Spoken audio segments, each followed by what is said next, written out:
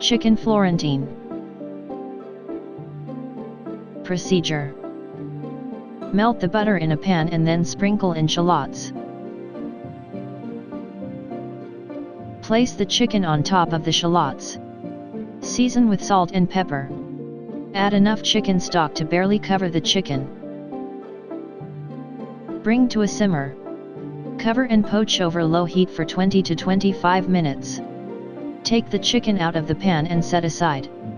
Reduce the pan juices to approximately 1/4 cup. Add spinach and heavy cream.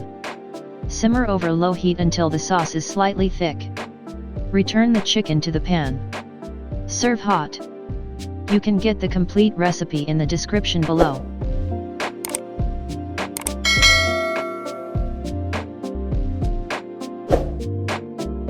Subscribe to be notified of a new recipe each week.